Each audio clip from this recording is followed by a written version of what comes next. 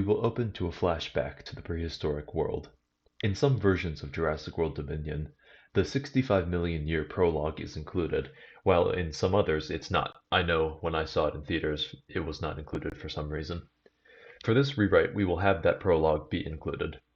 The flashback will end the same way, with the original Giganotosaurus killing the original T-Rex, the mosquito taking some of the dead T-Rex's blood, and then the flashback ends as we see it get caught in the sap of a tree.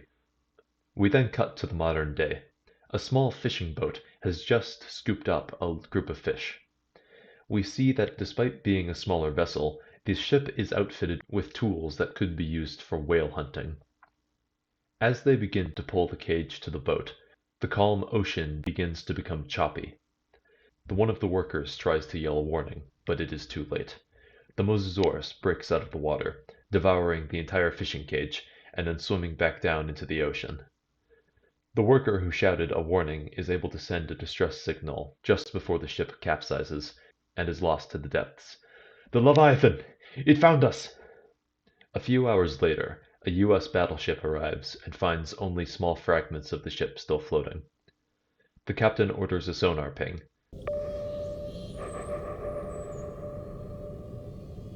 A few moments later, they confirm the Mosasaurus is long gone. The captain turns on his radio. "Admiral, the ship is lost. No traces of the Mosasaurus." We cut to a few miles away, where the rest of the US Pacific Fleet is stationed. Admiral Pate marks another boat attack on a board in the bridge. "I copy, Commander. Return to the fleet." He drops his head. This chase is clearly starting to wear thin on him. He turns to a man standing next to him. Owen Grady. "Grady, when we asked you to come aboard, I was hoping that would mean a swift end to this hunt. The ocean is too big to track one animal, Admiral, which is why I'm trying to make it smaller. DC's been breathing down my neck about this. I think your idea will work. We have no evidence the Mosasaurus will attack larger vessels. I hope so. The public hasn't seen a fish shortage like this in a while. It's getting dark, Owen. We'll move the fleet tomorrow. For now, you're off duty. I'll ask you to report again when we have a lead." Owen leaves the bridge, packs his things, and is transported back to the mainland. He then gets in his truck and begins to drive back to his cabin. We then get the scene from the original movie where Claire and Zia, not Franklin though, since he is not in this rewrite series, the two of them break out a group of dinosaurs from an illegal trading camp. Claire then calls Maisie and tells her she is coming back home. This next scene will be the Battle at Big Rock short film. For those of you who are unfamiliar, between the release of Jurassic World Fallen Kingdom and Jurassic World Dominion, there was a short film that was released called The Battle at Big Rock, where there was a dinosaur fight at a campsite that had some humans involved. I am including this as a scene for the purposes of showing this new world from the perspective of the everyday people. It's also a really good short film, and I think this is a really good way of acknowledging it as being actual canon. The only change to the scene I will make is that the Allosaurus in the film is aggressive because it is infected with DX. The humans see it convulsing and frothing in the mouth as it progresses through the battle. Also, the battle will end with the Nasuceratops parents killing the Allosaurus and then fleeing from the campsite. The family emerges, telling their kids to stay inside and away from the Allosaurus body. They have heard news reports about the DX virus. The husband calls a number, and they make a report of a dead, infected Allosaurus. We cut back to Owen. He parks his truck at the now finished cabin he was working on at the start of Fallen Kingdom. He walks inside to find Clara and Maisie waiting for him. They all spend some time together, and it is clear they have become much more of a family. They spend some time on the couch watching the news. The news shows a press conference. Dr. Ian Malcolm and Lewis Dotson, CEO of Biosyn, are taking questions regarding the rising DX infections and the attempts to curb dinosaur attacks. One reporter asks a question. "Mr. Dotson, we have been seeing an increase in DX infections across every population, including humans. Is there any update on the cure Biosyn has been working on?" "Unfortunately, no. mRNA vaccines have always had issues with combating prion diseases. Rest assured, at Biosyn, we are committed to protecting the health and safety of all inhabitants on our planet." Another reporter asks a question. Dr. Sattler recently published an article alongside the NIH saying that some plant-derived therapies may be beneficial in treating DX. Have you looked into that? It's one of the new avenues we're looking into. We also are looking into utilizing traditional vaccines, but things are too early in development for me to say anything definitive. One thing I will say is that Dr. Sattler has always been very thorough, so her findings are worth the public paying attention to. Another reporter asks a final question. And Dr. Malcolm, before the eruption at Mount Sibo, you were adamant that the dinosaurs should be left there to die. Is your stance still the same? Yes. I'm not going to say I told you so. What I am going to say is that we now, as a species, have to deal with the consequences of our actions. If we are going to continue to hold dominion over this planet, we might need to start making some tough choices. As reporters hurry to ask Malcolm more questions, Claire turns off the TV. For someone specializing in chaos theory, he really doesn't like the situation. Owen and Claire help Maisie get ready for bed. Maisie asks why she isn't allowed to leave, but Owen tells her they'll talk about it in the morning. After Maisie goes to sleep, Owen and Claire talk. So you shut down the camp? Yeah, it's slow but steady. How's the Mosasaurus hunt going? Admiral Pate gave me some time off. He's spreading the fleet out so we can hopefully get a tracker on it. Without the park systems, we can't access the implant. Claire is silent. Owen hugs her, seeing she looks distressed. Everything okay? It's just so much. A few years ago, all the dinosaurs were in a functional theme park, and now they're everywhere. I just can't help but feel like it's my fault, Claire. You aren't accountable for Wu's actions. We're gonna get through this, okay? Claire smiles, and the two kiss. We cut to the inside of a laboratory. Dr. Wu pipettes something into some dinosaur food and feeds it to a baby Triceratops. He then sees he got results back from another group. He checks.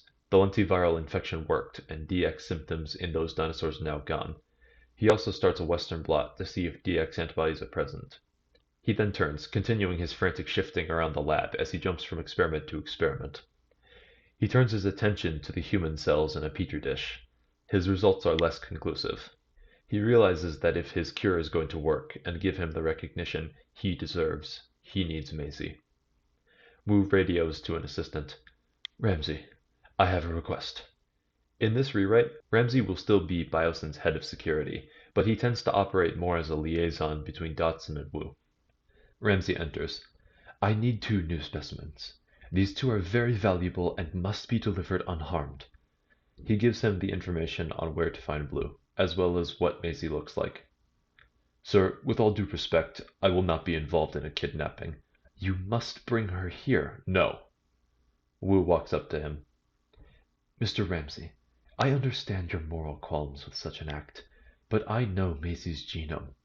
She carries an experiment within her DNA that potentially will give me what I need to produce a DX cure in humans. This is what must be done. Otherwise, you sentence humanity to death. Ramsey leaves, clearly still feeling conflicted. We cut back to the press conference. Malcolm and Dodgson have finally finished up and are walking backstage. They are at odds about what to do, especially because Malcolm is not happy that Dodgson is trying to use the crisis to make his company rich. And that's not even to think about the new dinosaurs that just seem to be popping into your valley out of nowhere. Dodgson is quick to remind Malcolm that this is just the natural progression of this crisis. If he is going to make a cure, he needs to keep the lights on, and to do that, he needs money. You know that isn't what I'm talking about. There is a difference between keeping the lights on and purposely making moves to keep Biosyn stock high.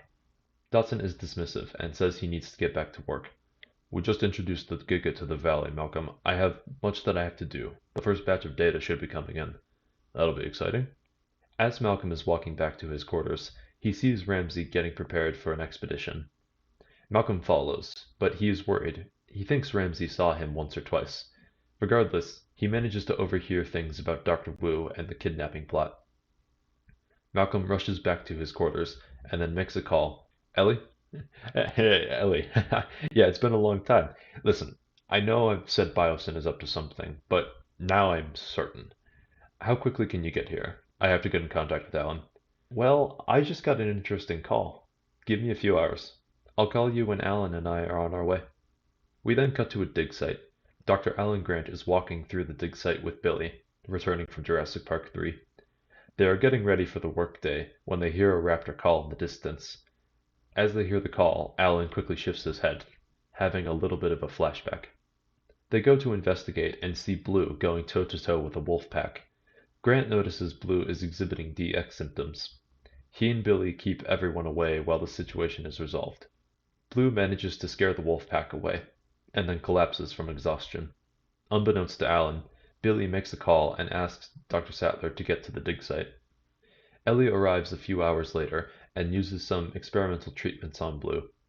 The treatments were emergency approved by the FDA, and they seem to combat the infection a little bit. The scene with Alan and Ellie catching up inside the tent will remain pretty similar to the original film. They have not seen each other since Isla Sorna, so it is a little awkward. Ellie reveals that she and her husband split up a few years ago. Ellie wanted to get involved in the debate about rescuing the dinosaurs from Isla Nublar, and he wasn't allowed to because he is a government employee. It led to a few fights and ended in divorce, though Ellie does not reveal much beyond that. Grant is resistant to going with Sattler to Biosyn Valley. He says he has had his fill of dinosaurs, and he reiterates what he said in Jurassic Park 3. The real dinosaurs are fossilized remains in the rocks and the ground. The truth is in these rocks. Every single one of these things running around is just a cloned monster. Even that raptor you just treated. The dinosaurs are gone. All that is left are a bunch of genetic Frankensteins. While this conversation is happening, Blue recovers enough to run away. As she gets out of sight, Dr. Wu's men kidnap Blue. Even if they are monsters, we still have a disease running around. I could use your help. I think Dotson has a cure, but he's holding back so there's more people to sell the cure to. You're going off to Biosyn.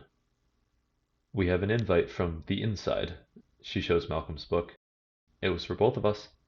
Alan reluctantly agrees to go, so that Ellie isn't alone. He leaves Billy in charge of the dig site, and they head out. Back at Biosyn Valley, Dotson stares out the window into the large open area.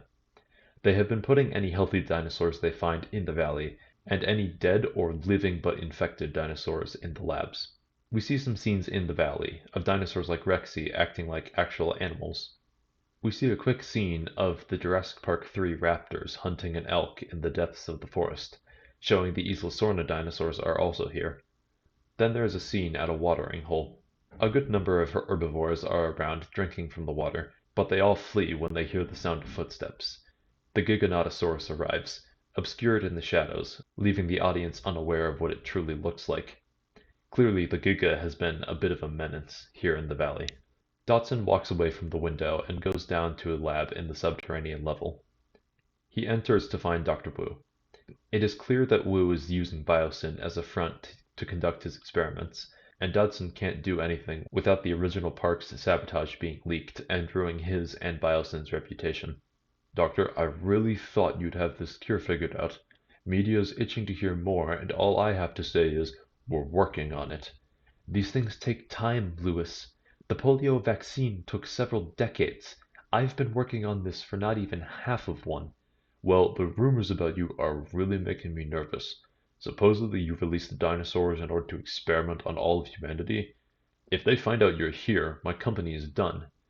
Yes, I did do that. Great. Infect the world so you can cure it and be the savior. That's a great plan. I am not a savior. I'm just the one who shows humanity what they can be. These tools are useless in the hands of others, as companies like Biosyn and InGen have demonstrated. As I recall, you came to find me. You wanted the glory of owning the cure, and you wanted the money. Just remember, the cure is my doing. You can keep the money. Now if you want that money, you need to get me Maisie. Ramsey already briefed me. I put out a bounty for her. She'll be here soon enough. We cut back to the Pacific Fleet. Admiral Page and the rest of the fleet follow the trail of the Mosasaurus and manage to get a tracker on it by using a whale carcass as bait, similar to how they tagged the Megalodon in the movie called The Meg. They also try to take a shot at it, but it gets away, though still tracked. We cut back to Owen and Maisie, who have gone into town. It is here we'll have the Apatosaurus scene from the original movie. After the workers lead the Apatosaurus away, they head back. On the way back, Maisie expresses her anger at not being allowed to leave. Owen tells her it is to make sure she is safe. They don't want knowledge of her being a clone to get out or for Dr. Wu to find her. But I want Wu to find me. I want to know who I am. When they get back to the cabin, Claire and Maisie also talk. It is clear Owen and Claire are still working on becoming better parents. Owen gets a call and tells them he has to leave. The fleet is about to go after the Mosasaurus. We cut to a few hours later. Owen lands on the aircraft carrier and is met by Admiral Pate. Pate takes him into the bridge, and Owen sees the fleet is almost directly on top of the Mosasaurus. You know the rudders are going to scare it off. Yep. He grabs his radio. All ships, cease rudders. We're floating the rest of the way. The ships begin floating. Most of the equipment is shut down, and the crew files inside on every ship, doing whatever they can to limit the amount of noise they make. Alright, drop lure. Prepare depth charges. One of the destroyers drops a small device making the noise of a baby whale. It lands at the bottom of the ocean. After a few tense minutes, the tracker has remained essentially in the same spot. Concerning Admiral Pate. Owen sees something very nearly break the surface, headed straight for the destroyer that dropped the lure. Admiral. Pate sees what is happening, and he tries to warn them, but it is too late. The Mosasaurus surfaces from the water and crashes into the destroyer. Admiral Pate watches in horror as water rushes into the large hole in the side of the ship, and the destroyer begins to sink to the bottom of the sea. Admiral Pate orders helicopters to take off and get above the site. Meanwhile, Owen sees the problem. The tracker came off. They are fighting the Mosasaurus blind. Admiral Pate orders depth charges to be dropped. A battleship revs its rotors, before the Mosasaurus crashes into it as well. The sinking is not immediate, but the ship is starting to take on water. The helicopters get into the sky as Owen begins searching for a new tracking device. Grady, I thought that thing could detect large vessels. It's learning. You've been chasing and shooting at it, so now it wants to destroy anything that looks like a ship. Two destroyers and another battleship move closer to the aircraft carrier. Meanwhile, a submarine submerges with the hopes of getting a torpedo off. Admiral, we're in position. Cup up on the seafloor. We'll just have to go in blind. Owen finds the armory, gets a tracker, and fastens it to a harpoon, getting ready to fire. Then the boat suddenly rocks as the Mosasaurus hits them. Captain? Moderate hull damage, sir. Are we taking on water? Negative, sir. Owen gets to the deck and sees the battleship traveling parallel to the aircraft carrier. Suddenly, the Mosasaurus hits the bow of the battleship, causing it to abruptly turn to the left. Owen has a few seconds to react before the battleship crashes into the aircraft carrier, nearly cutting it in two, very similar to the two Star Destroyers colliding in Rogue One. Admiral Pate and several other sailors in the bridge elect to take their chances, and they jump into the ocean. Pate is the last to jump after he orders all crew to abandon ship. As the aircraft carrier tilts, Owen slides down the deck, but manages to catch himself and the gun with the tracker. He sees the Mosasaurus eat multiple sailors in one bite, then circles around to his side of the sinking ship. Owen lets go and slides down the rest of the way. He gets close enough to fire off a shot as the Mosasaurus swims away. The tracker sticks inside the Mosasaurus, and the Navy regains its location. Now, though, Owen is treading in the middle of the ocean, alone, with a Mosasaurus nearby. The helicopters fly around, trying to find survivors. A few lifeboats also deployed, and sailors are slowly getting onto them. One of the lifeboats sees Owen and comes by to pick him up. When he gets on the boat, Owen sees Admiral Pate made it, though he looks shaken up. Owen tells him that he got a tracker on the Mosasaurus, and the submarine team below confirms they have the location. Admiral Pate has one final attempt. He orders the submarine to prepare to fire torpedoes, and asks the two remaining destroyers to head for the Mosasaurus location to act as bait. If the Mosasaurus wants to attack ships, then Pate is giving it the perfect opportunity. The two destroyers move out to its location and prepare depth charges. Drop now. Subcrew, you may fire when ready.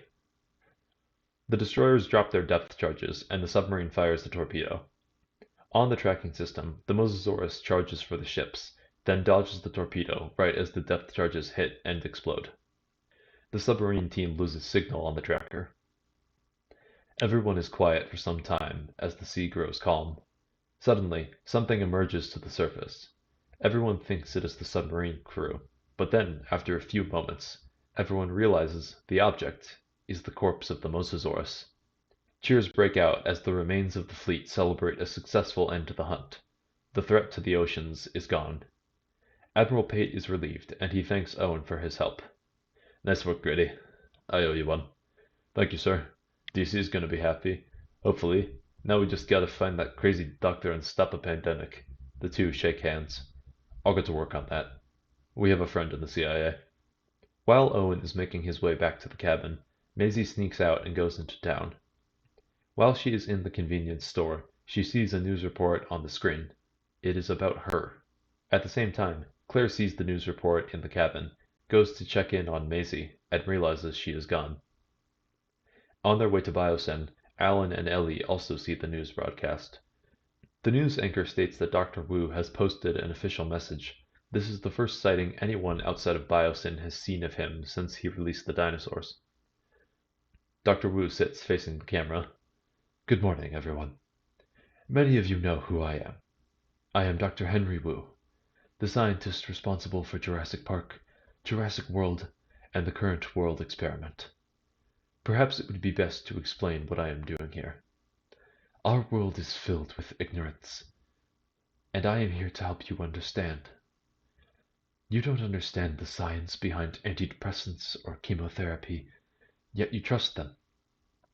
You trust science without knowing it. Many of you do not understand how the dinosaurs are back, yet you revel at them regardless. This disease, this DX, it was released to help you understand the true extent of science. I have a cure in the works. I can and will save you all. The cure uses a lentiviral infection to modify the DNA of every human. Thanks to the Indominus Rex, I could reverse engineer DX antibodies. Thanks to the Indoraptor, I knew the antibodies could prevent infection. And thanks to Eli Mills's daughter, Maisie, I know the cure works in humans. The cure will rewrite the DNA of every human to allow DX antibody production. I have made the only way to stop this disease, but to finish it, I need Maisie. If you want to be saved, you need to find her. The message ends. The cashier at the store looks from the TV and sees Maisie. She turns her head back, making the connection. Maisie runs out of the convenience store back to the cabin. She meets Claire halfway, and the two of them run back to the cabin. Claire calls Owen, and he tells her he saw the report and is on his way. There are several quick scenes across the world of people debating Dr. Wu's message. People are debating if he actually has a cure, if the cure should be used since it is an unprecedented technique, and if they should actually turn Maisie over. Nick Van Owen returns in a brief cameo. He is interviewed about his opinion on the matter. He takes the stance that the exploitation of anyone for a cure should not be tolerated. At the same time, a California senator argues that his state has been ravaged by DX since the nublar dinosaurs escaped from a mansion in his state, and any way of stopping the infection must be taken for the good of the people. Owen lands and tries to quickly rush home, but he gets delayed by a herd of Apatosaurus on the freeway. Claire and Maisie make it back to the cabin. Claire tells Maisie to start packing. They need to run in case someone reported her in. Maisie is resistant. No, I want to know. Wu said my DNA has the answer. I want to know how he knows that. It could just be a trick to get you there. I don't want you getting experimented on. Maisie runs off, saying that Claire isn't her mother. As she runs off, she is found by Ramsey. Owen makes it home to find Claire searching for Maisie out in the woods. They find Maisie being escorted into a helicopter and flown off. Owen manages to get a photo, showing it has a Biosyn logo on the side of the chopper. Claire makes a call. Owen and Claire are getting in touch with their friend in the CIA. The next morning, Alan and Ellie land at a nearby reserve and get to see some of the dinosaurs while they wait for the plane to Biosyn Valley. Ellie is excited at seeing the dinosaurs, but Alan is more reserved, though at one point he does walk past a Gallimimus with feathers and does a quick double take. Alan and Ellie are met by Malcolm, who goes with them on the plane ride to Biosyn Valley. He tells them a little bit about the valley. He mentions the T-Rex finally got captured and is now here. He is worried how that will go because of the Giga. 2 apex predators in the same valley. Because having 2 bosses in the conference room never caused any problems. Those are the only 2? Actually, no. I forgot they moved all the surviving dinosaurs from Isla Sorna last year. During the flyover, we will see the Giga down in the valley. Unlike the movie, where it is out in the open and sleeping, the Giga is slowly stalking through the forest, still mostly obscured by shadows. They all land and are met by Dotson. They have a similar exchange to the original movie, and Ellie makes a comment to Dotson about how he is happy he is willing to put ego and money aside so they can collaborate on a cure. Dotson gets quiet and conveniently has to go to a meeting. Malcolm takes the two of them to get coffee in one of the cafes. The scene here will remain mostly identical to the original movie. Alan will get stuck ordering coffee, playing into the Alan Grant hates technology bit from the original Jurassic Park. Meanwhile, Malcolm turns his back to the camera and talks to Ellie. Most of what I know is bits and pieces. We know now that Dr. Wu wants the clone girl Maisie to create the cure. I overheard that Wu is here. If he's anywhere, it's in the lower levels. I'll do my best to keep Dotson busy. He hands Ellie his keycard. At this point, Alan now has his coffee. Ramsey walks up and says Dotson has asked him to show Alan and Ellie around, but he has requested Malcolm's presence. With Wu's message, they need to do another press conference. Meanwhile, we cut to the headquarters of the CIA. Several employees file out of a conference room. Lowry is among them. The meetings as of late have not been fun. He sits down at his desk. One of his coworkers tells him the trail they thought they had on Wu just went cold. As Lowry sits with his head in his hands, he gets a call from his personal phone. Claire and Owen are outside and ask him to come meet with them. You're out of luck, guys. Trail on Wu went cold. Unfortunately, this is about something else. Maisie was taken. Lowry hushes them. Okay, you have to be careful when you say stuff like that. Technically, I would have to file a report now. We have a lead, too. He shows the photo of the helicopter. Okay. He looks around to make sure no one is nearby. Personally, I'm not surprised it's Biosyn. We can't trace the evidence to them, but more dinosaurs have popped up, and somehow they always get them into the valley. But you're gonna have to be careful. If Biosyn got her, then Wu is bound to get involved. If you do find him, do me a favor and leave a tip. All I can tell you is that most of Biosyn's shipping goes through Malta. That's your best chance of finding Maisie, or getting into Biosyn. As they leave, Lowry also tells them to stop at a specific coffee shop. He says he'll call a friend and she'll meet them there. Owen and Claire drive to the airport. As Owen drives, Claire is in the passenger seat buying plane tickets. Owen has been pretty quiet since getting back from the Mosasaurus battle. Okay, tickets are bought. Luckily, we managed to get on a flight leaving in 6 hours. Well, that's good at least. The two sit in silence for a few moments. Owen, I feel like something's bothering you. Something is bothering you too. I'm just worried about Maisie. Me too. And I'm worried about everything. I just don't know how we can stop this. I think it's like Barry said. We can't put this back in the box, so we have to learn how to navigate this reality. I wish he was still here. It wasn't your fault, Owen. I know he sacrificed himself, but I couldn't protect him, and I couldn't protect Maisie. All because we had to stop those dinosaurs. The two of them are silent as they continued their drive to the airport. Back at Bison Valley, Ramsey is continuing to show Alan and Ellie around. They pass through some of the development areas and get to see a view into the valley. They get another small look at the Giga.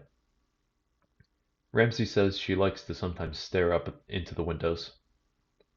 The trio can't see the Giga's head, but they can feel it staring at them. Suddenly, the Giga gets down on its front arms and walks back into the forest on all fours. Our pride and joy. A lot more interesting than when the Spinosaurus or Therizinosaurus come by. That's not how a Giga would walk. Fossil records show no evidence of it. Ellie tries to turn his attention from the Giga. What's next, Ramsey? Well, actually, would you guys like to tour the facility on your own? Alan and Ellie look at each other. Sorry, I have some work that has to get done. Bathrooms are just down that way if you need them. You'll know if you've gone too far because you'll see an elevator leading to the lower levels, but that's restricted to authorized personnel. Ramsey leaves, and Alan and Ellie look at each other. They then slowly meander towards the bathroom. Alan suggests calling Malcolm, and Ellie puts the phone to her ear.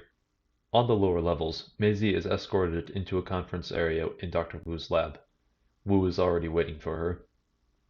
This is the first time Maisie has seen Wu in 4 years. His hair is significantly longer, and he looks very sleep-deprived, not anything like the well-kept scientist that she saw speaking to her dad. Ah, Maisie, please take a seat. Maisie reluctantly sits. I'm glad you made it here okay. I heard some of my Quetzalcoatlus were nesting in the mountains nearby and harassing biosyn shipments. I was thinking, why am I a clone? Well, that's exactly what I wanted to speak with you about. I'll take you to the lab area and show you why I need you. Wu leads her into the lab. As they walk, she observes the lab is split into 4 sections. The first is a desk area where Wu has notes and research papers strewn about. The second area they walk through is a traditional lab bench area, where he has an array of pipettes and other pieces of equipment. The third is a cell culture room, where he likely conducts his experiments on DX samples. And the fourth is much more like a hospital room, where several dinosaurs are sedated in cages. Down at the end is the newest arrival, Blue. Why is she here? She was found displaying DX symptoms, and she is important to the creation of the cure. As are you. Maisie responds with a shot of her giving Wu the finger from the original movie. You have the blueprint for the DX cure, as does Blue. You were cloned around the same time Owen's Raptor Pack was created for the park. So, I took the opportunity to include an experiment in your genome alongside the raptors. I infected you with a lentivirus that modified your DNA so you would always produce antibodies for H1N1. Maisie looks at him confused. She gives him a look indicating she wants him to speak English. The Spanish flu. The experiment hypothetically would make you immune. I did the same for the raptors and have analyzed Blue's DNA to find she was a successful experiment. I have used her template to develop a cure for DX in dinosaurs. He opens a freezer and gestures to a vial sitting in liquid nitrogen. But I have been unable to replicate the cure for humans, which is why I need you. Maisie looks at Blue. For a brief moment, she feels more similar to the dinosaur than to a human. Don't even try and trick me. You released the dinosaurs, and Claire told me you were experimenting with DX long before Isla Nublar was destroyed. You want to destroy the world. No, Maisie. You could not be further from the truth. I want to enlighten the world. At this point, Dotson walks in. Maisie continues pressing Wu. So you'll make the problem, and then give humanity the solution. I may be young, but I know the ends don't justify the means. Wu, the press is getting impatient. Paris just had another outbreak. Tell me you got the clone girl to talk. Right here, a-hole. I'm in the middle of explaining things to her, Lewis. Maisie, I want the world to understand. They take science for granted. They hear of articles in papers like creatine helps with memory, or weight training does not stunt teen growth, or genetic power brought the dinosaurs back. They take these results, and they use them. They don't understand, but they use them anyway. They won't have time to understand if they're all dead, Henry. Please, you only need them alive so you have someone to cure. How else would you make your money? You don't have more embryos to steal. So that's it. Wu gets recognition for making the cure and you get the money. I have to. I will not be remembered as the one who brought the monsters back. All of this exists because of you, Henry. You made them. You have to live with that forever. Get that cure made, or I'll find someone who will. Dotson leaves. Wu sits down, clearly frustrated. Maisie sits next to him. I'll let you take my samples from me. But can I see my parents when this is all done? We'll talk about that after I get the samples. Wu extracts some blood from her, then walks Maisie into a room filled with empty boxes. He flicks on a light and leads Maisie inside. Sorry, Maisie. You know too much. He shuts the door and locks it. He has a look of sorrow on his face. Keeping Maisie prisoner wasn't what he wanted, but it's what he has to do. Owen and Claire arrive in Malta. Upon landing, they are immediately screened along with the other passengers for DX symptoms. With this being the hub from where most of Biosyn's in and out shipments occur, the government is being especially cautious not to have a DX outbreak. Owen and Claire move through the city. The streets are not superpopulated. With DX on the loose, the city's population is trying to remain uninfected. The two of them stop in the coffee shop Lowry mentioned, and they ask for directions. Owen notices one of the patrons looking at them. She walks up to their table, and they find this is Lowry's friend that he referred to, Kayla Watts. So in the original film, the Malta sequence, in my opinion, is simultaneously one of the best and worst parts of the movie. So for the rewrite, we will be changing a lot. For starters, Santos and the laser-guided Atrociraptors will be completely cut, because there is no way that in 4 years, Atrociraptor DNA was found, sequenced, and then all 4 raptors were trained to be completely controlled by the Indoraptor laser system that I also cut from my Fallen Kingdom rewrite, so that would make even less sense here. Additionally, we will be changing Kayla Watts' character to be another CIA operative that is stationed in Malta rather than being some sort of smuggler who has a change of heart. Finally, the main objective will be infiltrating the dinosaur black market trading ring to find information on Maisie, and will not have the additional objective of stopping the Atrociraptor trade with the French Special Forces. Owen, Claire, and Kayla walk and talk. Kayla tells them how the city is on full lockdown. If someone shows even one sign of DX symptoms, they are immediately quarantined on the outskirts of the city. She also shares that because the authorities are focused on preventing a DX outbreak, the dinosaur black market has been able to operate basically unimpeded. The three of them infiltrate the black market using Kayla's connections. Claire is utterly horrified at what has happened to these dinosaurs. She is especially heartbroken to see that some of them are displaying DX symptoms. Walking around, Owen finds a lone Atrociraptor sitting in a cage. Owen expects his training on Blue, Delta, Echo, and Charlie to come in handy here, but the Atrociraptor growls at him and tries to bite him. When he offers food, the Atrociraptor tosses it back at him. Yeah, I'd leave him be. He's a nasty one. It doesn't make sense. My raptors always could be aggressive, but they never inherently hated humans. That's what happens in a place like this. Claire sees a few of the men that helped Ramsey kidnap Maisie, and she tells Kayla and Owen. The three of them decide it is time to shut this thing down. Kayla makes a call to her other friends and tells them the plan. Then she, Owen, and Claire open several cages on Kayla's signal. A Carnotaurus, Allosaurus, and Sinoceratops are released and begin to wreak havoc on the black market.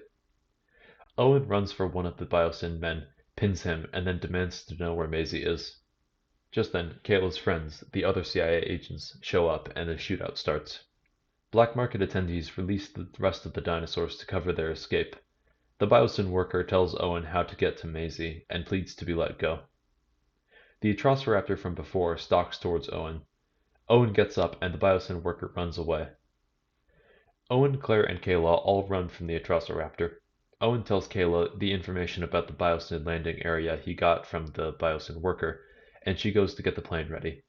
The Atrociraptor chases Claire across the rooftops. She barely avoids it due to the cramped spaces on the roofs, putting the Atrociraptor at a disadvantage. Eventually, Owen finds a motorcycle, grabs Claire, and the two race off with the Atrociraptor in pursuit. They make it to a courtyard, where the dinosaurs from the black market have burst out of the building housing the trade, and it has thrown the city into chaos. The CIA agents are working with local law enforcement to keep the people safe and subdue the dinosaurs. One man gets freaked out at seeing the Atrociraptor, backs up too far, and gets eaten by the Allosaurus. As Owen and Claire drive through the courtyard, the Atrociraptor suddenly collapses from the exertion it has had and starts having a seizure. The general public, law enforcement, and the CIA all see this and begin to panic even more.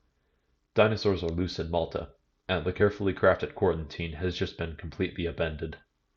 Owen and Claire make it to the landing pad, where Kayla gets a Biosyn aircraft ready and they take off. As they fly away, it is clear that Claire feels extremely guilty about sabotaging the black market. In her eyes, she just doomed all of Malta.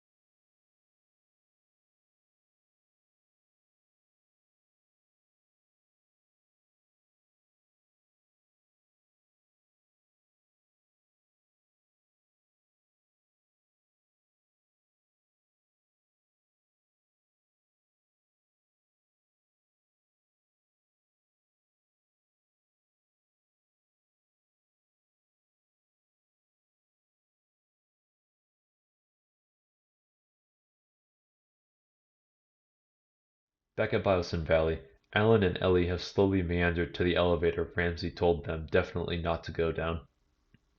Alan and Ellie take the elevator down and begin moving through the lower levels. Ellie, I know you're searching for a cure, but what if they truly haven't figured it out yet? That's entirely possible, but it's Wu. You and I both know that if he's the one who could bring back an entire category of extinct creatures, he at least has some sort of cure in the works. He wouldn't release that message about Maisie if he wasn't close. Hard to believe it's gotten to the point where the world has to kidnap one girl to make a cure. They hear the sound of the elevator ding behind them. They hide and see the doors open to reveal a security guard and Malcolm. Thanks, Peter.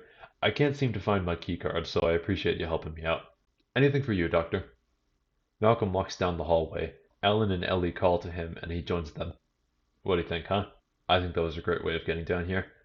Yeah, getting a compliment from a security guard looks way more fun than pretending to be using the bathroom for 20 minutes.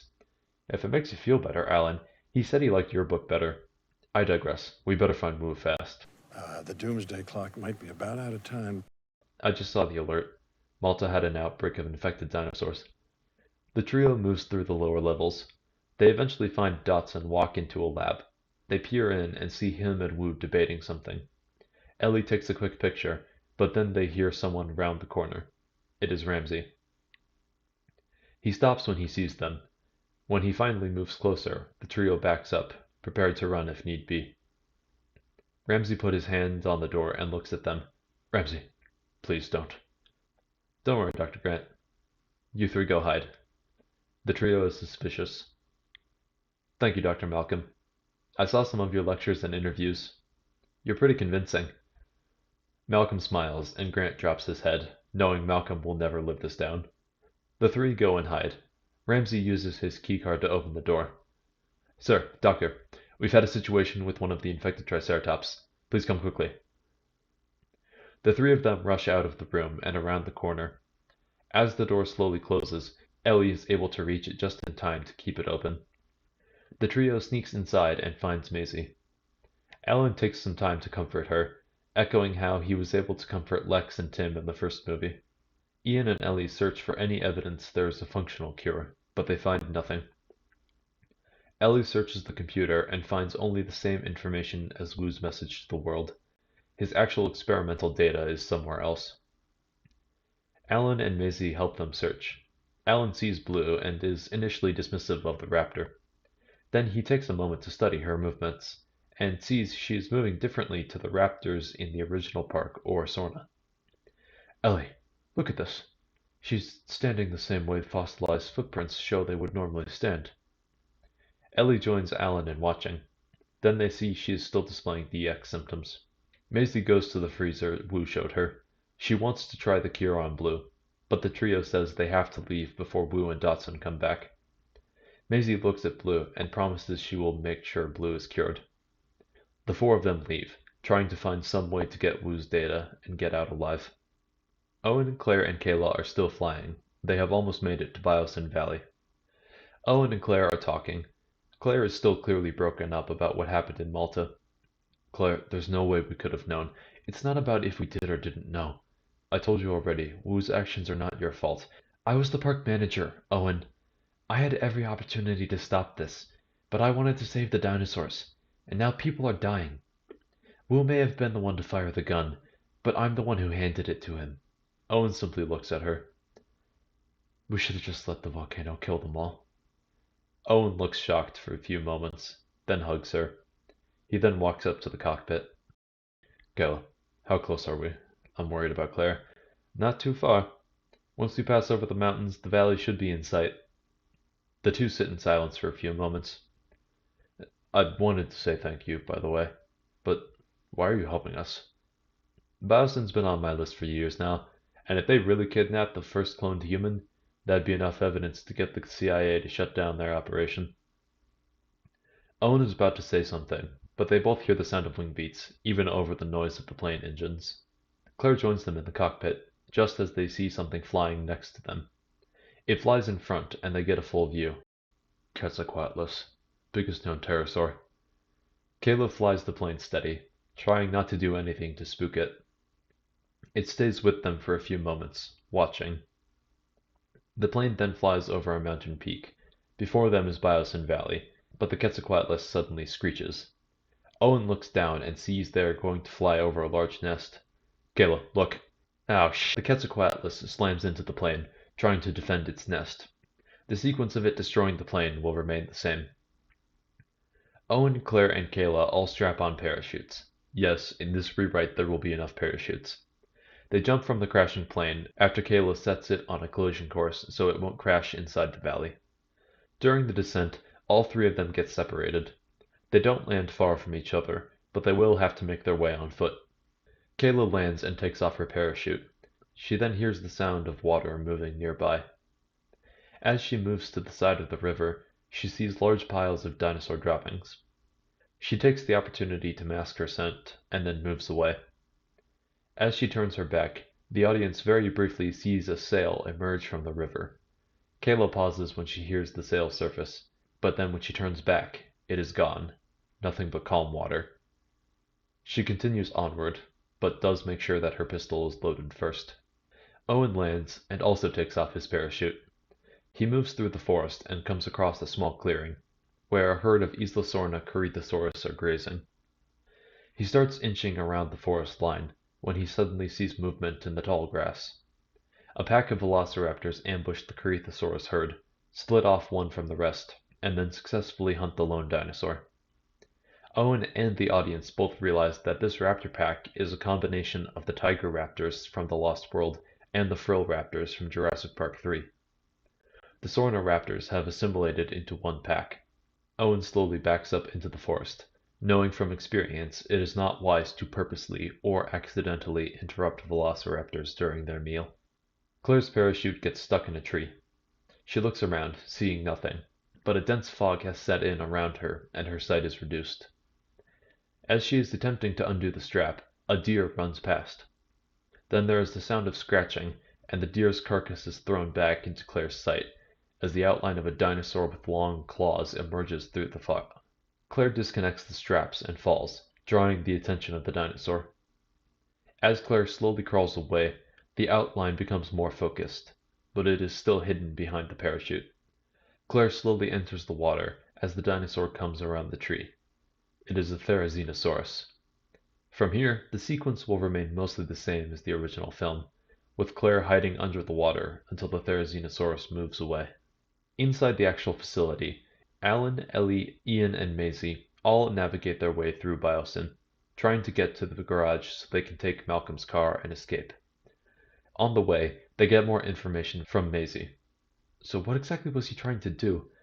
Wu said my DNA contained the blueprint for the cure, which he was going to use to make the actual DX cure. And the raptor? Blue was one of the dinosaur blueprints.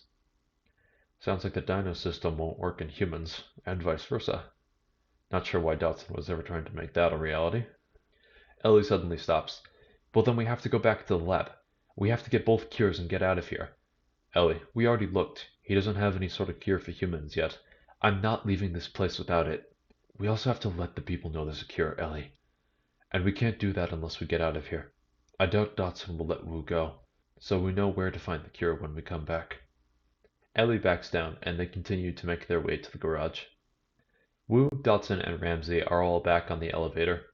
Wu gets off at the lab level, clearly frustrated the Triceratops had just been a waste of time. He states that he does not wish to be interrupted again. Then Dotson and Ramsey go to the control room.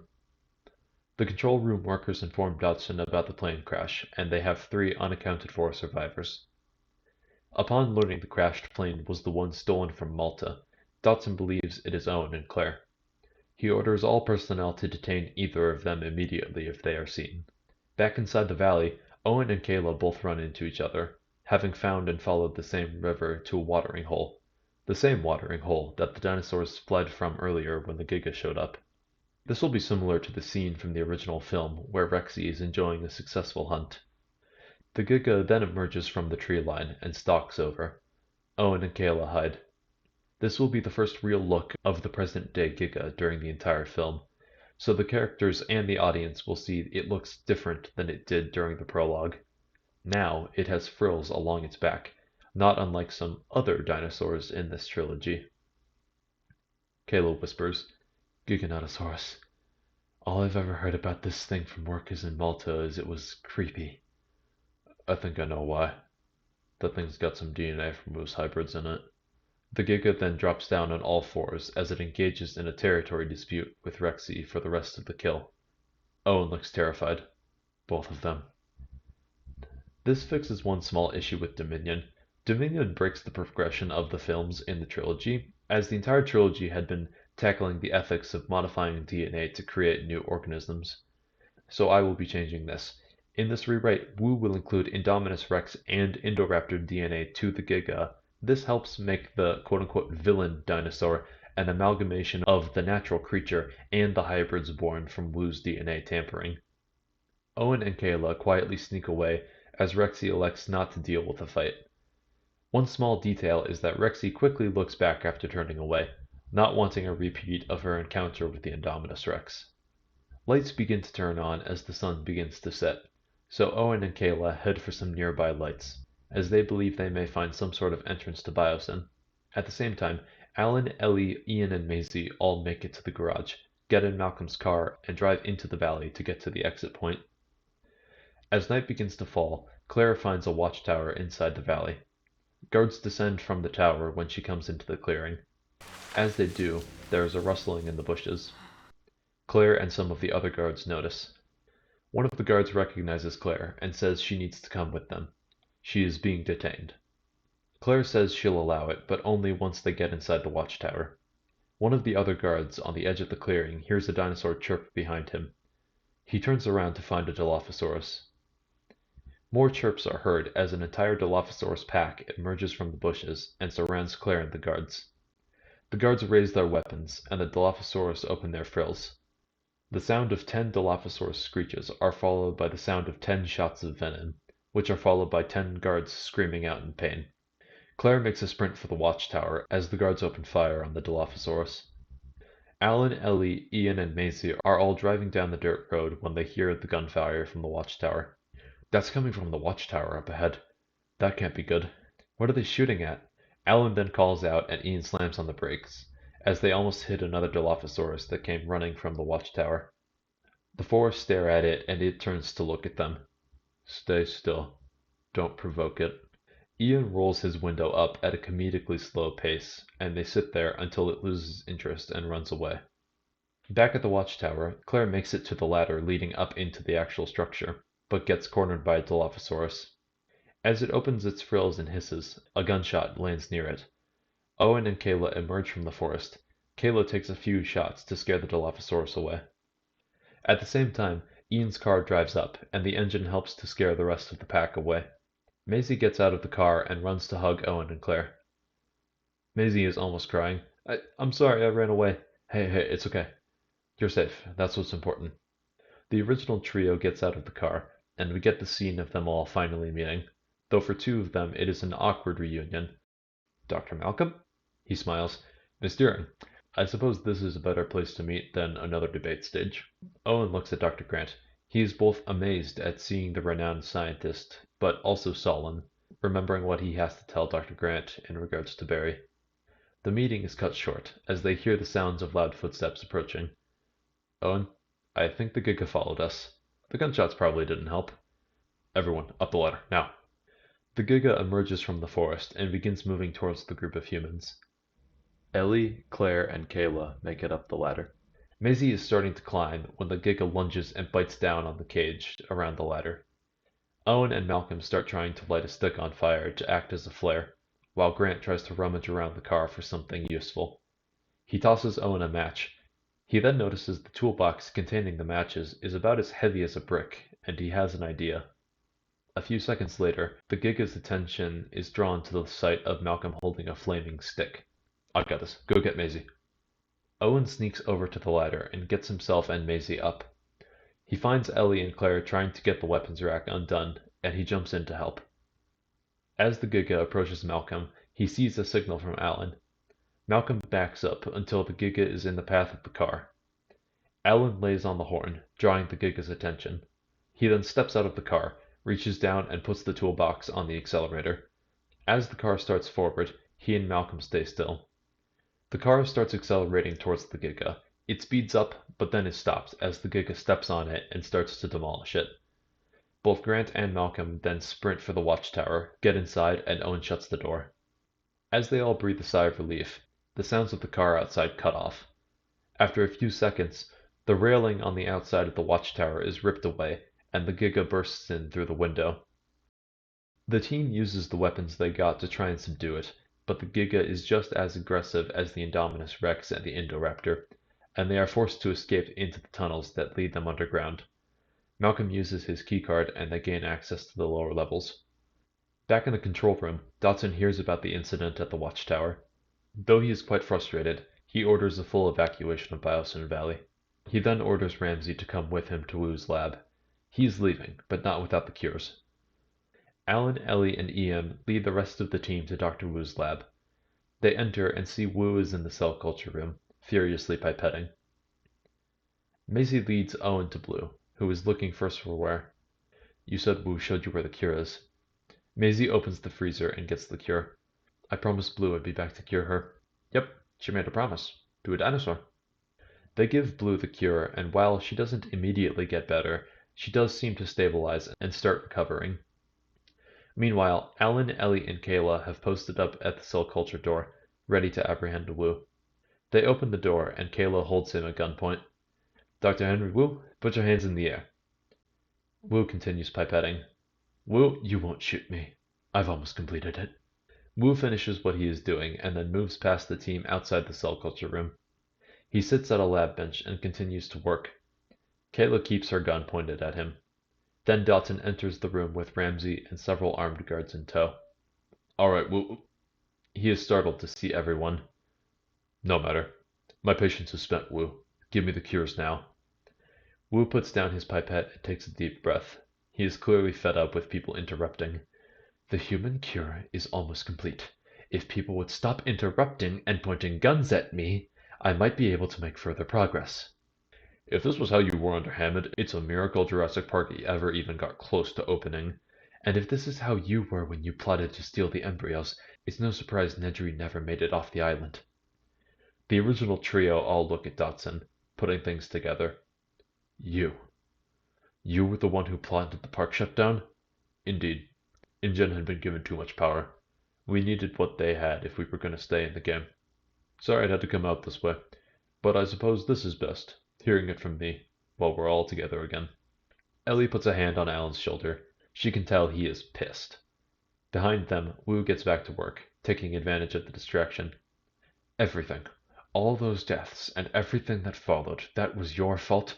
We're getting sidetracked. Wu, I want those cures. Wu does not even look up from his bench. Dinosaur cure is there. He points to Maisie, who is holding the vial. The human cure is nearly done, though I have no intention of giving them to you. Too bad. Hand it over, girl. Two guards walk up to Maisie. Owen nods to her, and she reluctantly gives them the vial. They pass it to Dotson. Dotson turns away, and Ellie notices the other guards are looking elsewhere. Ellie tries to say something to Ramsey, but Ramsey puts his finger over his mouth to make the shh symbol. Then he quickly shows something he typed out on his phone. The phone reads, Dotson's office. 2 lefts, then a right. Guards, kill everyone except Wu. Dotson and Ramsey leave. The guards point guns and Kayla opens fire, taking down 2 of them. There is a scramble and the team uses anything they can find to subdue the other 2 guards. Wu is clearly distressed at seeing valuable lab equipment get damaged. Everyone stands up. We have to get the other cure. The OG crew and Kayla leave to go chase down Dotson. They follow Ramsey's directions and find Dotson's office. The door is locked, but they can hear through the door. Dotson is packing things up. He puts the vial in a repurposed Barbasol can as an homage to Jurassic Park. He then talks to Ramsey. Thanks for your help, Ramsey. I've been able to count on you. With this, we can rebuild. Dotson notices Ramsey is acting very clammy. What's wrong? Ramsey reaches over and opens the door, revealing the others. Sorry, sir. Consider this my resignation. The others enter. It was you. You were the one giving them access. Just hand it over and stand down. Dotson takes the Barbasol can out of the bag and puts it on his desk. When Kayla reaches for it, he kicks her and then makes a run for it. Dotson got away, but they recovered the dinosaur cure for DX. Meanwhile, Owen, Claire, and Maisie all stay in the lab with Wu. Wu puts his pipette down and turns to face them. You know full well you're leaving here in handcuffs. Did you do it? Is the cure done? I think so. Now I just need to test it. No, I've had enough. Give it to us. You're done. Claire, don't, Owen. He can't go free. She turns to Wu. You made the monster that destroyed Jurassic World. Then you killed Masrani. Then you made another monster that killed Barry. All for what? So you can be remembered? So you can be humanity's great teacher? I will be remembered. That was inevitable. My name is already etched in the halls of research. Humanity has taken the science I love and squandered it. People like you, Claire. How many times did I have to run something past you before I could do it? You changed science. The opposite isn't the way either, Wu. I was never meant to exist. But now you have a chance at life, Maisie. Because I defied the rules the politicians and the bureaucrats put in place. Let's not pretend that bringing back a dead human is any worse than bringing back a dead animal. We just hate it because it reminds us of how insignificant we are. Wu, I helped kill the Mosasaurus a few days ago. I understand taking extreme measures, but you've gone too far. Perhaps I have. But are you prepared for me to go a little bit further?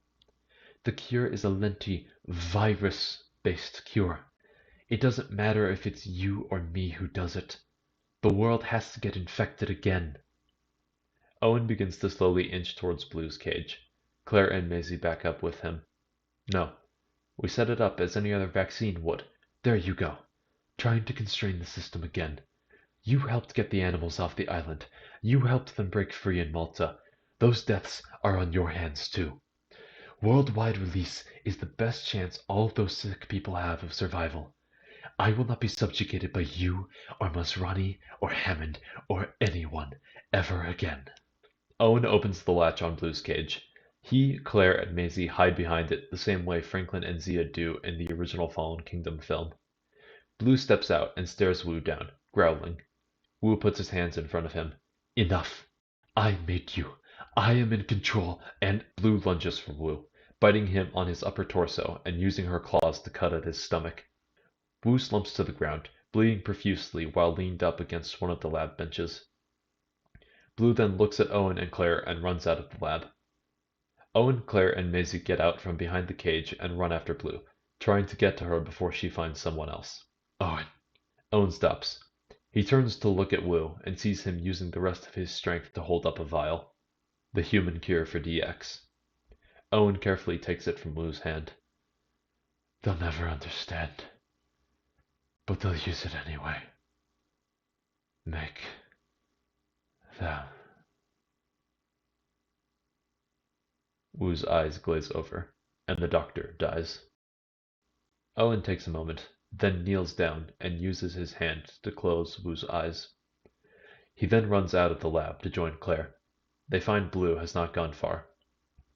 Owen carefully leads her to one of the exits into the valley. The other team shows back up with the dinosaur cure for DX in hand. Grant watches as Owen is careful with not provoking Blue, and he is fascinated at seeing the raptor behave like an animal would, and not like the raptors he encountered on Nublar or Sorna. Owen guides Blue outside into the valley. Blue, you need to stay here. No pack will ever replace Delta, Charlie, and Echo, but you won't be alone anymore. Blue hears raptor calls in the distance. She looks back at Owen. Sensing that he is saying goodbye, Blue brings her snout close to Owen's hand, allowing him to pet her. Goodbye, Blue.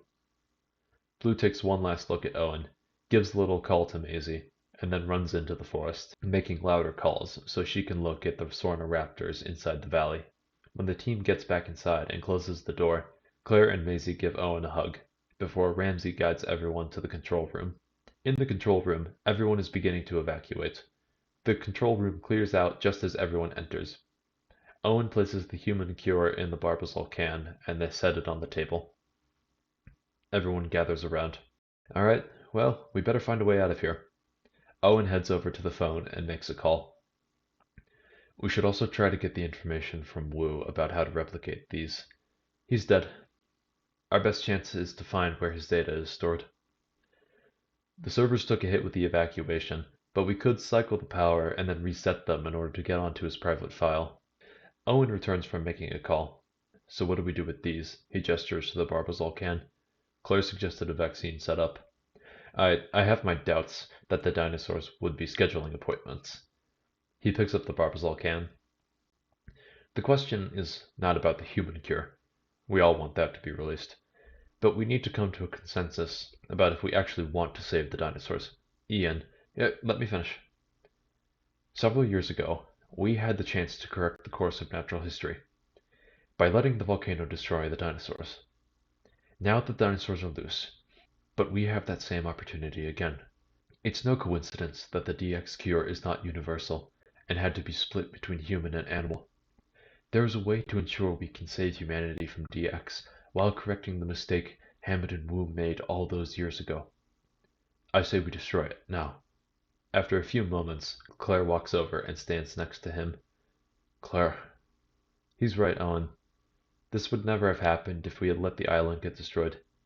My actions led to this, and while I may never be able to atone for my mistakes, it's at least a start.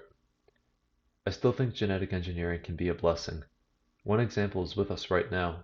She gestures to Maisie. But the dinosaurs have to go, unless we want to run the risk of another San Diego or Malta. Ellie moves and stands next to Owen and Maisie. Both of you are letting your past experiences cloud your judgment. The dinosaurs are not intertwined with DX. The dinosaurs have every right to life as we do. Besides, Wu is gone. He started all this. We can't undo what's already been done, but we can try to deter further damage. We have to educate the masses. Genetic power can't be put back in the box, so we have to make everyone understand it, the same way we tried to with nuclear power. Kayla stands by Malcolm and Claire. As much as I want the dinosaurs to live, Owen, that's just not practical. I've seen what's been happening. The black markets, the fighting rings, the big game hunting. The public won't understand dinosaurs because they weren't meant to understand them. It would be easier for everyone, especially the world governments, to have them gone. Everyone looks at Ramsey and Grant, who have stayed standing off to the side. I don't think I should be the one to make this decision. All I can say is that I've lived in a world with dinosaurs. So have many others. The decision affects what kind of world my generation and those after all of us will grow up in. Dinosaurs have changed everyone's lives, but they are a net negative on the world. Maybe for you, Doctor. I'm the most like them out of anyone here. Do you think I'm a net negative on the world too? Everyone begins to bicker and argue, except for Alan Grant. He stands there, thinking. Hey. Everyone keeps arguing. Hey! Everyone gets quiet. Alan walks over and holds out his hand to Malcolm. Malcolm is worried, but he trusts his friend and hands him the barbasol can. Alan walks back to where he was, in the middle of the two groups. Both sides are making very valid points. You all know I have made it no secret I think of these animals as monsters. But seeing Blue has made me wonder.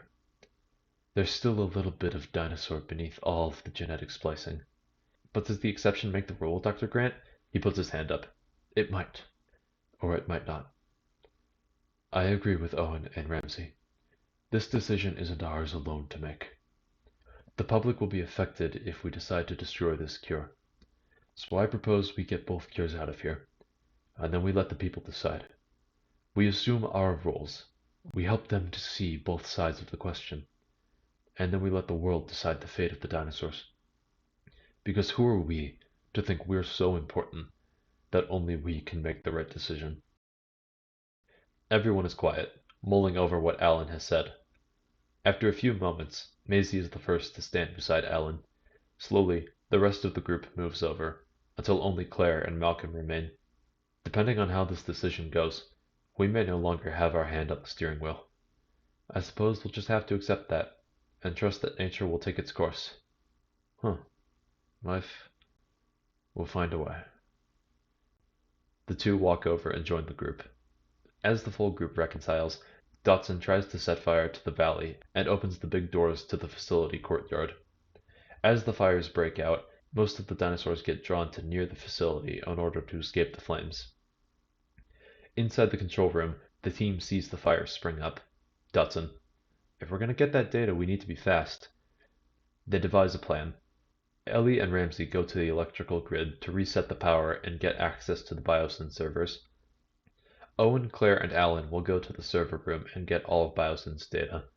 Kayla and Malcolm will remain in the control room with Maisie to help navigate the two teams. Before the teams split up, Ellie asks Ellen to come back in one piece. I could use your help in testifying about Biosyn and debating the cure. Ellie, I am coming with you. The two kiss, much like they do at the end of the original film. Ellie and Ramsey go to the electrical grid to reset the power, and Malcolm helps them turn off the power and turn it back on to reset the server. The power reset stops the monorail Dodson was using, and he is forced to exit and start making his way on foot. He pulls out his cell phone and makes a call. Hey, it's me. I need transport to the airfield. I'm headed for exit 16. As Dodson is about to leave the tunnel, the foot of the Giga steps in front of it, and he pauses, holding his breath until it moves away. Owen, Claire, and Alan go to the server room to get all of Biosyn's data. As the trio make their way to the server room, they see the room is multi-leveled. They are on the upper floor where the computer access is, and the servers are all around them and on the floor below. Claire starts the data download and feels the need to say something through the walkie-talkie. Maisie, I hope you know my feelings about the dinosaurs don't mean I feel the same about you. Owen and Alan move away to the railing so this can be a private moment for Claire. I know. I wouldn't blame you if you did feel that way about me, though. I am just a clone. That doesn't change the fact that you are still a living, breathing human girl. A girl who has been amazing to raise the past few years. Really? Mm-hmm. I always told my sister she was crazy for having kids. Now I understand why she always lit up talking about my nephews. Maisie smiles, trying not to cry. Owen and Alan stand by the railing, waiting until the download is complete. Dr. Grant, I have to tell you about something. It's about Barry. He didn't make it, did he? No. I'm sorry, sir. It's always hard hearing that a former trainee has passed, but we kept in touch, and every time I spoke with him, he always told me how much he enjoyed working at Jurassic World. I have my own qualms with the park, but he was happy, and that's what matters. The two sit in silence. By the way, how do you train a raptor? Owen chuckles. It wasn't so much training as it was forming a bond of mutual respect. I still had to accept the fact that any of my raptors could have just killed me if they chose to. But it was... Owen trails off, hearing the tapping of a raptor foot. Alan also tenses at hearing the sound. Below them, a pyroraptor is moving around between the rows of servers, having likely broken in to escape the flames. Alan whispers, Pyroraptor. Owen slowly moves over to the computer and tells Claire they need to get out of here. Claire is confused, but then the Pyroraptor calls, and Claire understands. The download is almost complete. Dr. Grant, we have to go. Owen, look. They both look at it move. Alan is completely mesmerized. Everything it's doing matches fossil evidence. Is it possible? They made a genetically pure dinosaur, just as it existed so long ago. This finishes out Alan Grant's arc. He began in Jurassic Park, enamored with the live dinosaurs. Then by Jurassic Park 3 and most of this rewrite, he was convinced they were just genetic freaks. Now he has seen thanks to Blue and this Pyroraptor that is not the case. Additionally, this rewritten scene was taken from original concept art for Dominion, where Owen and Grant were supposed to encounter the Pyroraptor, and Grant would see a genetically pure dinosaur, dispelling his belief about them just being theme park monsters. The moment is cut short when the Pyroraptor looks up and sees them. It roars and starts running for them. The download finishes, and Claire grabs the flash drive. The three make a run for the door when the Pyroraptor gets up to the second level. It chases them down, and they are forced to hide among the servers. As the Pyroraptor gets closer to finding them, Claire realizes they won't all make it to the door. Claire hands the flash drive to Owen. No, Claire, you hold on to this. I'm going to try and break a server tower, see if I can draw its attention. No need. You have to get the data and the cure out of here. I'll pay for my mistakes in another way. I love you, Owen. She kisses him. Tell Maisie I love her too. She turns to Alan. Get him out of here. Claire runs down the hallway of servers and draws the Pyroraptor's attention. Owen panics, not wanting to lose her the same way he lost Barry. He tries to run after her, but Alan grabs his shirt. Owen, Maisie can't lose both her parents today. This snaps Owen into action, and the two of them run out of the server room. Alan shuts the door just as Claire screams. Claire stands right next to one of the servers and lets the Pyroraptor slam into her. As it bites and slashes, the force with which it hit her causes the server to collapse on them, killing them both. Both teams make it back to the control room. Alan walks in supporting Owen, who has tears streaming down his face. Owen takes Maisie aside and tells her what happened. They comfort each other. Alan tells everyone else what happened, but shows that Claire sacrificed herself to get the data, which has Wu's notes about how to synthesize more of both cures. That should be enough for others to make more. Replicating old data is easier than generating new data. But how are we getting out of here? We're still trying to figure that out. They then see in the distance there are lights in the sky. 3 helicopters are on their way. Everyone looks to Ramsey. I didn't call them. Owen and Maisie join everyone else. I called in a favor. He switches channels on the walkie-talkie. Thanks for coming, Admiral. No problem, Owen. Now, how are we getting you out of here? There's a helicopter pad on the other side of the complex. If they land there, we can navigate through the building and meet them there. 10-4. The sound of the choppers alerts most of the dinosaurs, drawing even more to the building and into the central courtyard. As the team is making their way over, the helicopter that landed is forced to lift off again, as the fire has spread and is starting to engulf the building. Owen, there's really only one option left. We're gonna have to land inside the courtyard. Owen looks around. Everyone is terrified at the option, but they know it is the only way. Alright, we're on our way. Please though, don't land until you see us and we're clear.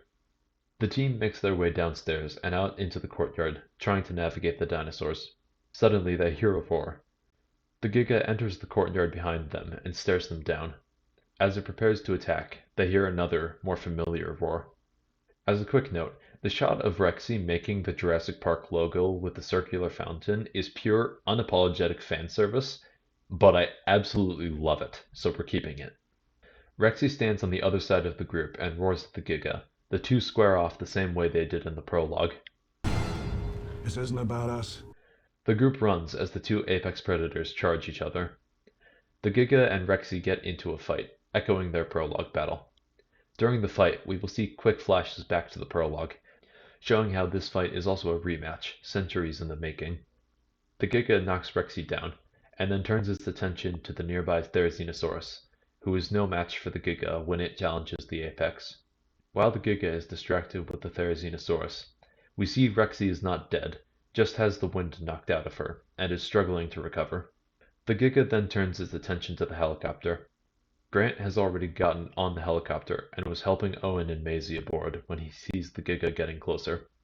After exchanging a look with Ellie, he goes to the helicopter pilots. Do you have a flare? Anything? Here. The pilot hands him a flare gun from one of the storage bins. Alan makes eye contact with Ellie and Ian. They realize what he is about to do. Ellie gives a bittersweet smile, knowing she never was able to change Alan's mind about anything. Malcolm is heartbroken at seeing what his friend is going to do. They both watch as Alan jumps out of the helicopter.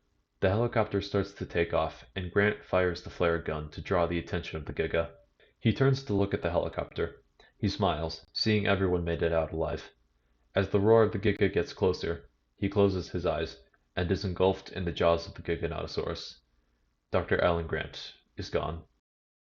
Ellie moves away from the window, her face filled with tears. Malcolm's face is solemn.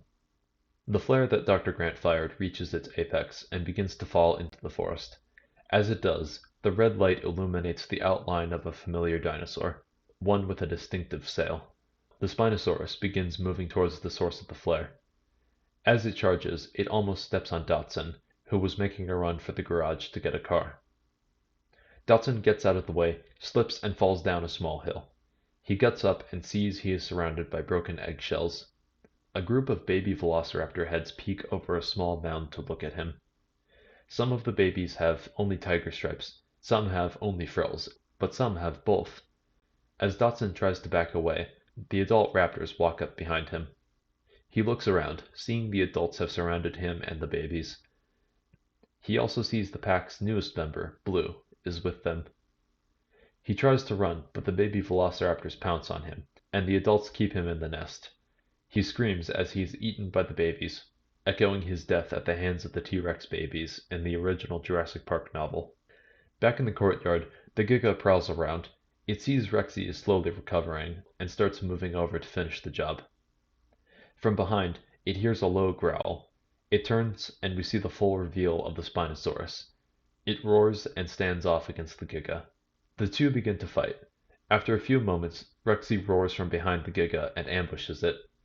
The Spinosaurus and Rexy face off against the Giganotosaurus, who fights with the same ferocity as the Indominus Rex and the Indoraptor, just like when it ambushed the humans back in the Watchtower. As the fight drags out, all three dinosaurs are starting to become fatigued. The injuries Rexy sustained in her initial 1v1 are starting to take their toll. But Rexy toughs it out and gets a good bite on the Giga's neck, locking him in place. As the Giga struggles to break free, he and Rexy crash into the side of the Biosyn building. The Spinosaurus comes over, rears its head back, and bites down full force on the Giga's head, just as Rexy re-engages her bite on the neck. With both its head and neck crushed, the Giga falls, but very erratically. The thrashing causes the already fire-damaged building to collapse. The Spinosaurus keeps its bite engaged on the Giga. As the Giga's body is buried by the collapsing building, the Spinosaurus too is crushed, but it ensures that any humans who find the two dinosaurs see that the Spinosaurus got a winning blow on the Giganotosaurus. The building collapsing also leaves a large chunk of metal embedded in Rexy's side. Rexy limps off into the forest. She manages to get back to her nest, which she curls up in and passes away from her injuries. No triumphant roar, no rousing music, just two iconic franchise dinosaurs teaming up and sacrificing themselves to stop Wu's final genetically modified monster. I will note, there are a couple of animatics and videos of people reimagining the final fight for this film, and I took inspiration from some of those, like the Spinosaurus arriving and Rexy dying of her wounds.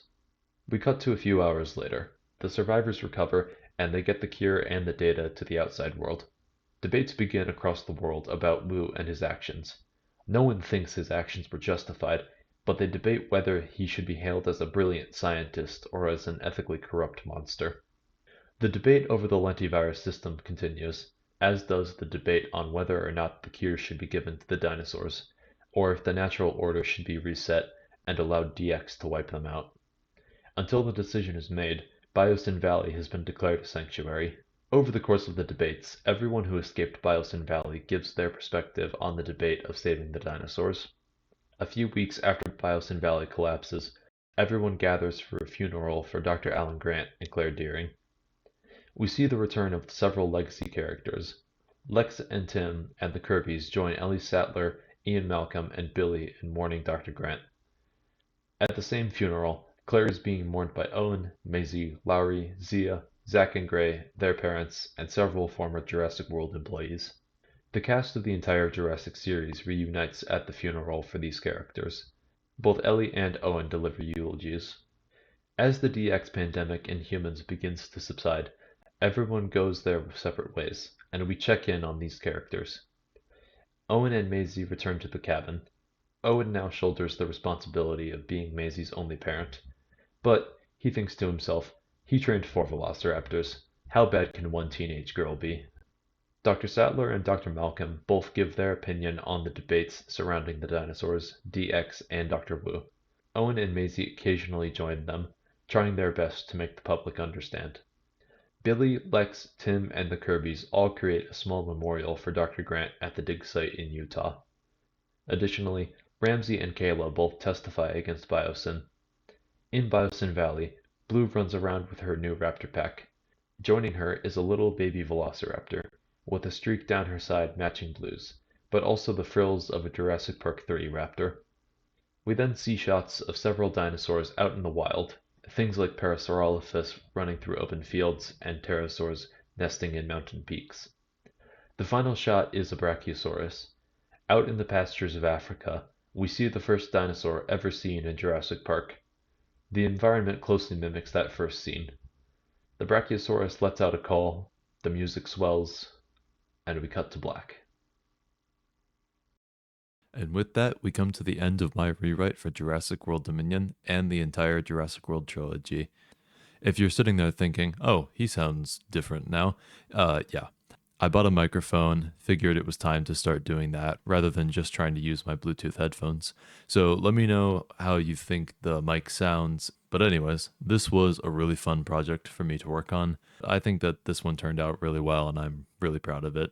So, hopefully, you enjoyed it. If you did, please feel free to drop a like and a subscribe. We just passed 100 subscribers recently, so once again, thank you to everyone who subscribed. And I hope that I continue to make content that you guys enjoy watching. I also heard about this new hype system thing that YouTube implemented. So if you feel like dropping a hype, that would also be great as well, and I would greatly appreciate it. For now, though, this sort of brings us to the endpoint of the first chapter in the channel.